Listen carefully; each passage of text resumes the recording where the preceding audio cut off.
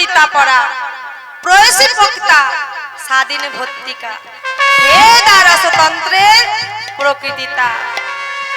এই যে অষ্ট প্রকার নায়িকা তোমার মধ্যে কলহান্তরিতা বর্ণনা করিব। কলহান্তরিতা কাহাকে বলে? যা সখিনাং পুর পাদ পতিত বল্লভ ভরসা নিরাস্তে পস্তাতে পতি কলহান্তরিতা ঈশা। এই যে নায়িকা সখীগণের সম্মুখে পদার্পণ বল্লভকে পরিত্যাগ করে পরে তার জন্য যে অনুভব পণ্ডিতগণ তাহাকে কলহান্তরিতা বলেছে। তাই আজ আমাদের রাজনন্দিনী রাধা রানী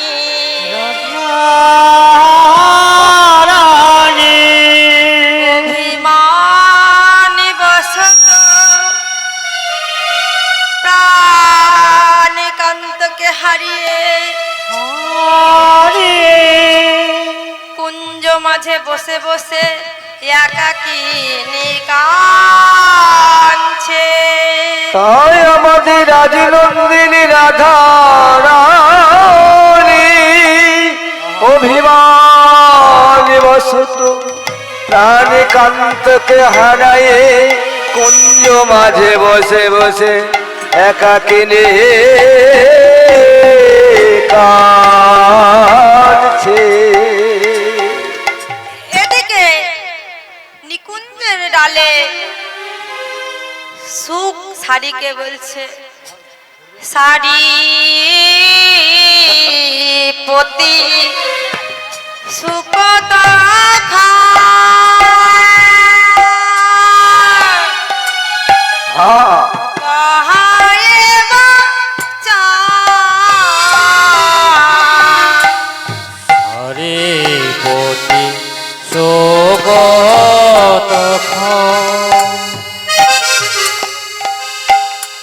কহেছে কথা সারি পথি শোকতা খান কহায়ে বাচা রাধার গুণ সারি বৈলয়ন খান রাধার গুণ সারি বৈলয়ন খান রাধার গুণ সারি বৈলয়ন খান রে বালো বালো ওই কি রাধা বলো এই কি রাধা বলো ওই কি রাধা বলো এই কি রাধা রে গোল সদায় বজন কালো বলো বলো এই কি রাধা রে গণেশ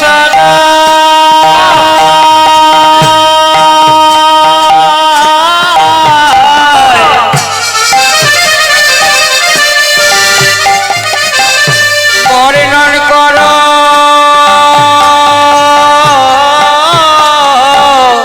বলো বলো এই কি রাধা আমার কাছে বসে বসে যার গুণ সদাই বর্ণন করো আমার কাছে বসে বসে যার গুণ সদাই বর্ণন করো আমার কাছে বসে বসে যার গুণ সদাই বর্ণন করো আমার কাছে বসে বসে যার গুণ সদাই বর্ণন করো আমার কাছে বসে বসে যার গুণ সদাই বর্ণন করো আমার কাছে বসে বসে যার গুণ সদাই বর্ণন করো বলো বলো ওই কি রাধা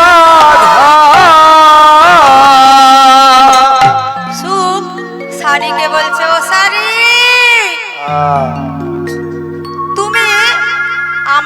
কাছে যার গুণ বর্ণন করো, সে কি এই রাধা, না বৃন্দাবনে আর অন্য কোনো রাধা আছে গো? সে যদি এই রাধাই হয়, তাহলে জগত হল কৃষ্ণ যার চরণ ধরে জগত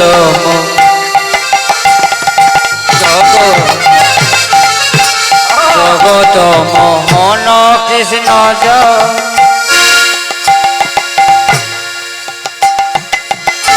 চরণ ধরে পালটিনা হেরলো কি কুশল হিয়া।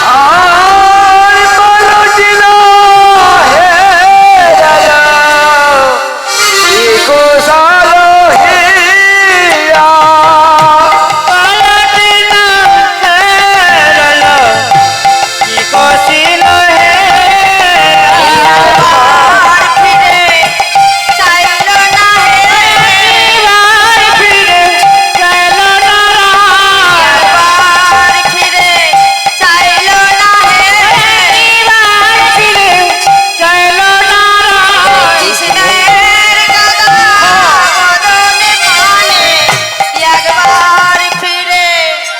চাইলো না হে, কৃষ্ণের গাদা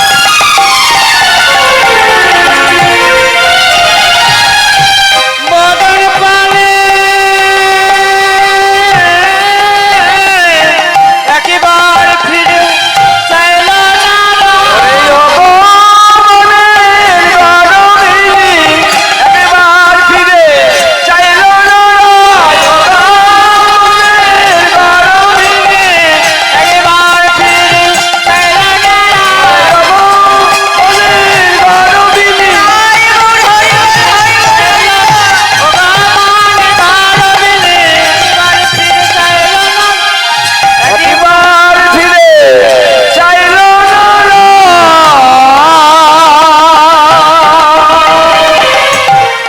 ও সারি, যে কৃষ্ণকে পাওয়ার জন্য কত যোগী কত ঋষি ধ্যানে করে যার চরণে দর্শন পাই না, না সেই আরাধ্য ধন আজ আমার রাধা রানীর চরণে ধরে কত কেঁদে গেল, কত সেদে গেল, বাবা তবু রায় একবার তার বদন পানে চেয়ে দেখলো না।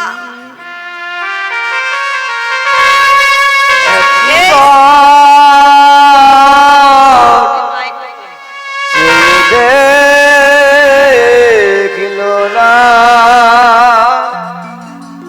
এই সেই বিখ্যাত কথা বাবা।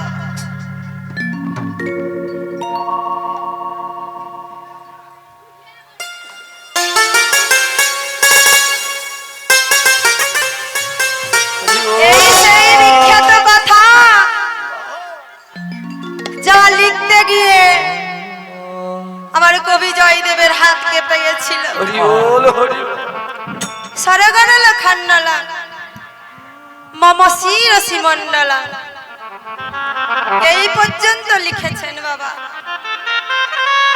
তারপর তিনি আর লিখতে পারছেন না।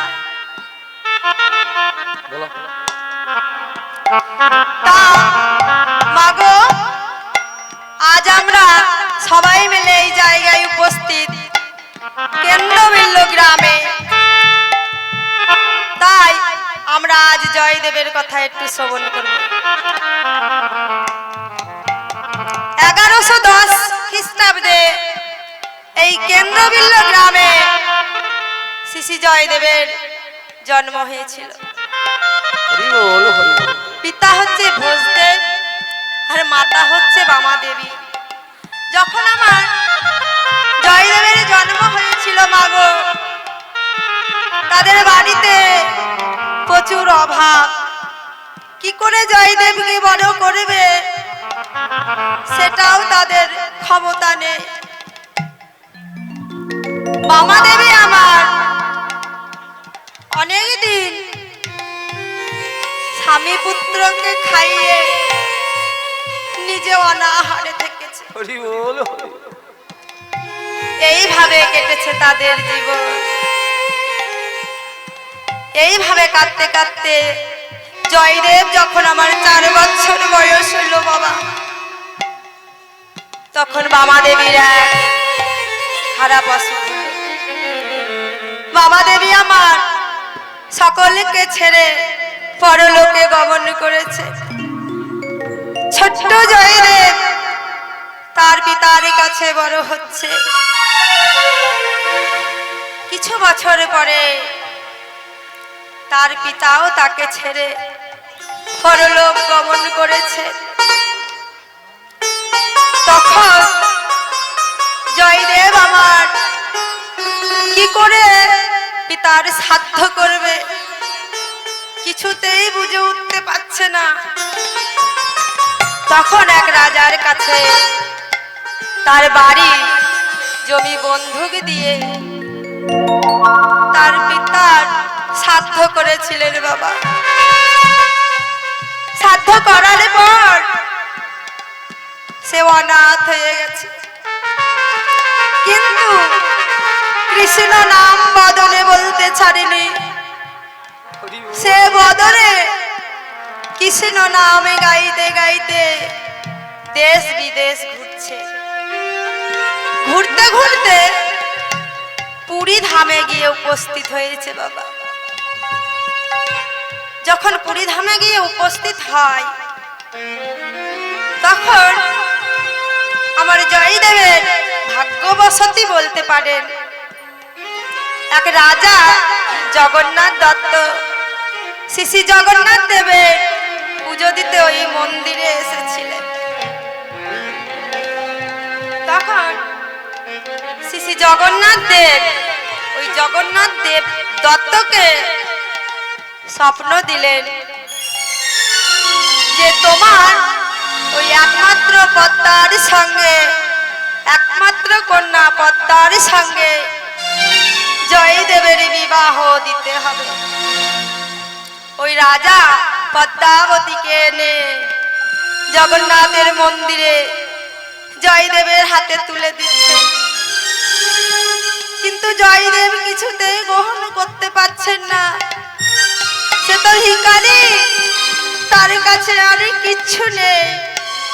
সে কেমন করে এক রাজার মেয়ের দায়িত্ব নেবে? তাই সে বলছে না না, এ আমি করতে পারবো না। তখন পদ্মাবতীকে তার পিতা জয়দেবের কাছে মন্দিরে রেখে চলে গিয়েছিলেন। পদ্মাবতী বলছে, প্রভু আমায় যদি কাউকে গ্রহণ করতেই হয় তাহলে আমি তোমায় ছাড়া কাউকে গ্রহণ করব না। এই বলে তিনি মন্দিরেই থেকে গিয়েছিলেন। শ্রী জগন্নাথ দেব আমার জয়দেবকে স্বপ্ন দিলেন, জয়দেব তুমি পদ্মাকে বিবাহ করো। তুমি বিবাহ করে কেন্দ্রবিল্ল গ্রামে ফিরে যাও। ফিরে গিয়ে তুমি একটা কুটির তৈরি করো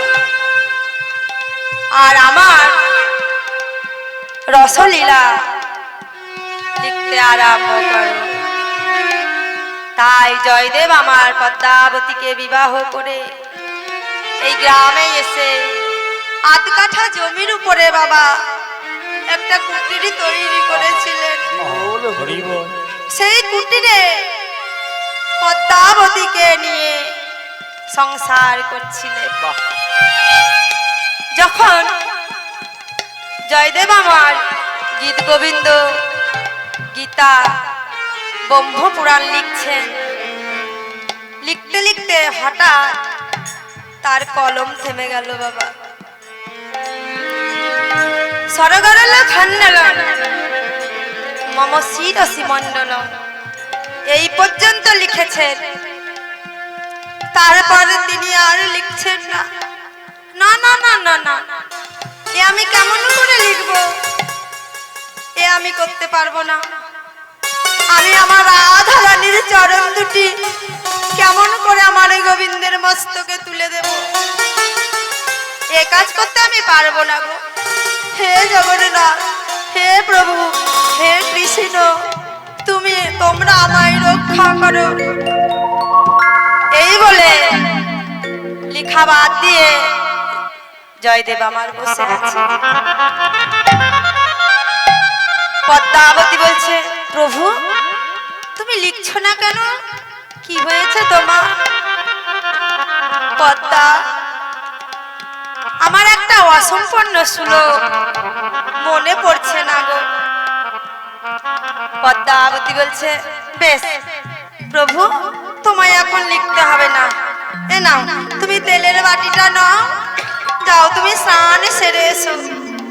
তুমি স্নানে করে সুস্থ হয়ে পরে আবারই লিখবে। যেই না আমার কবি জয়দেব স্নান করতে চলে গেছেন বাবা, এদিকে ভক্তাদি ভগবান ভক্তের মনের বাসনা পূরণের জন্য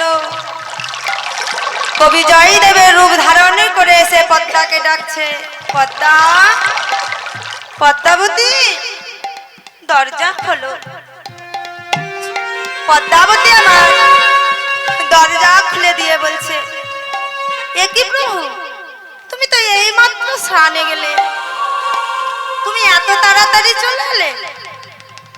পদ্মা, তোমায় বলেছিলাম না পদ্মা, যে আমি একটা অসম্পূর্ণ শ্লোক লিখতে পাচ্ছি না? সেই শ্লোকটা আমার মনে পড়ে গেছে, তাই আমি স্নান না করে চলে এসেছি। পদ্মা, তুমি আমার স্নানের আয়োজন করো, আমি তাড়াতাড়ি গ্রন্থে লিখে দিয়ে আসি। এই বলে ভগবান আমার কবি জয়দেবের রূপ ধারণ করে পুঁথিতে গিয়ে লিখে দিলেন, দেহি পদপল্লব মুদারাম।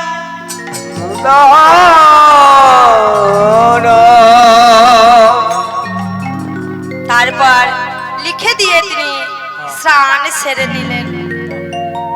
স্নান করে পদ্মাবতী বলছে, প্রভু তাহলে তুমি আমার বিগ্রহের সেবাটা দিয়ে দাও, আমি তোমার সেবার আয়োজন করছি। তাই ভগবান স্বরূপ তার পদ্মাবতীর গৃহে আলোয় আলোকিত করে ভগবান হয়ে ভগবানের সেবা দিচ্ছে। আহা, কি তোমার লীলা ঠাকুর, কি তোমার লীলা, কি তোমার লীলা ঠাকুর, এই কি তোমার খেলা, কি তোমার লীলা ঠাকুর, কি তোমার খেলা, এই কি তোমার লীলা ঠাকুর, কি তোমার খেলা।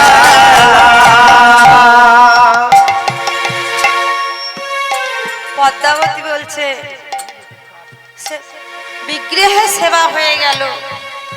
পদ্মাবতী বলছে, প্রভু তাহলে এবার তুমি সেবাটা করে নাও।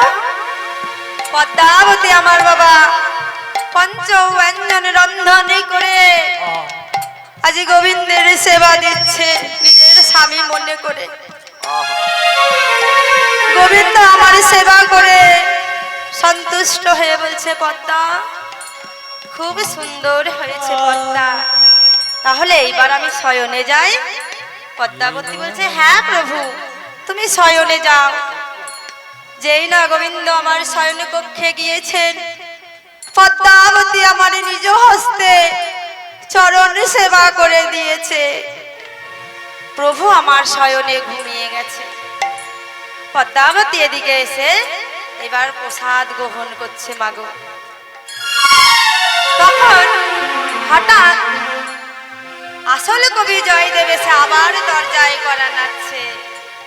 পদ্মা, পদ্মা, দরজা খোলো। পদ্মাবতী বলছে, কে তুমি?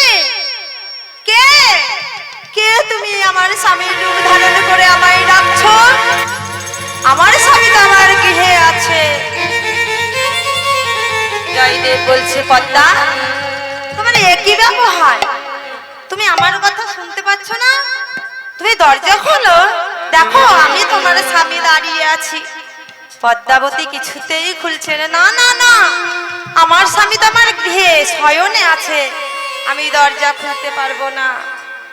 তখন জয়দেব বলছে, পদ্মা, আচ্ছা তুমি যে আমায় স্নান করতে যাওয়ার সময় তেলের বাটিটা দিলে, তা তোমার ওই স্বামীর হাতে কি তেলের বাটিটা ছিল? পদ্মাবতী বলছে, না তো, সে তো ছিল না। পদ্মাবতী আমার তাড়াতাড়ি করে দরজা খুলে দেখছে, এই তো তেলের বাটি, এই তো আমার স্বামী। তাহলে কে এসেছিল?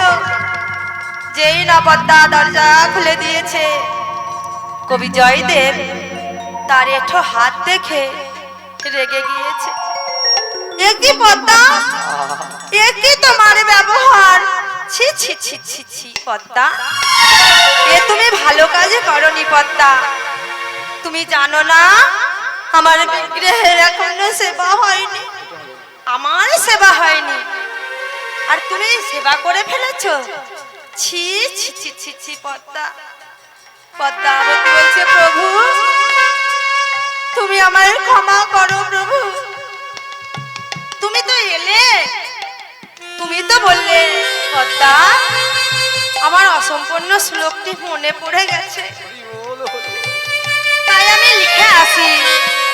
তুমি আমার স্নানের আয়োজন করো, তাই তুমি পুঁথিতে লিখে দিয়ে এলে, তুমি স্নান করলে। দেখো দেখো তোমার বিগ্রহে সেবা হয়ে গেছে, দেখো তুমি তো সেবা দিয়েছো, তারপরে তুমি প্রসাদ গ্রহণ করেছো, তারপর তো আমি প্রসাদ পাচ্ছি। জয়দেব মনে মনে চিন্তা করছে, কে, কার এত বড় সাহস আমার রূপ ধারণ করে আমার গৃহে এসেছে? দেখি তো, ছোট্ট গ্রন্থাগারে গিয়ে দেখছে সেখানে আর কেউ নেই। ফুলের গন্ধে, চন্দনের গন্ধে গ্রন্থাগার মহমহ করছে। কবি কে তুমি জয়দেব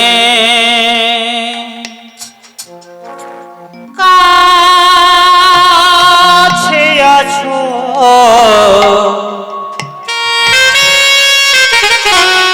তবু জানি না আছো কোনখানে।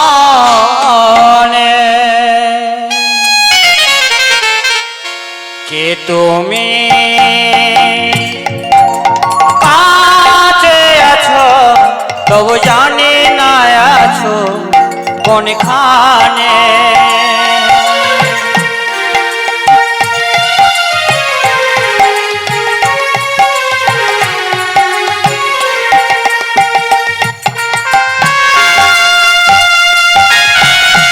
হরি বল।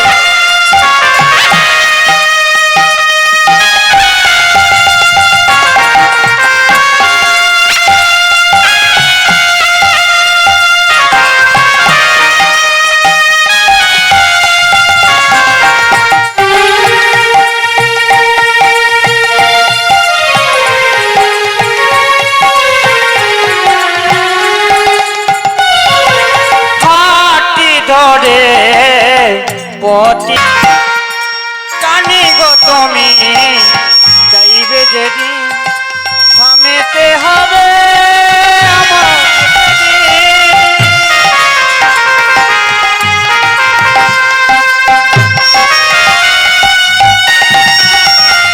ও জানি গো আমি চাইবে যেদিন থামেতে হবে আমার সেদিন।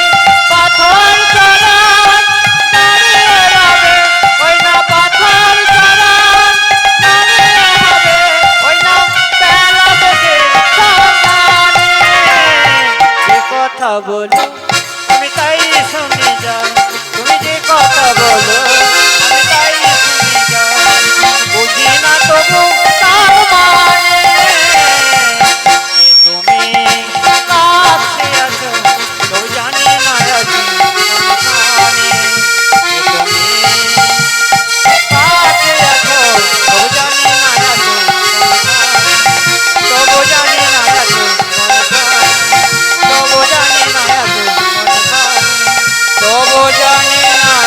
ও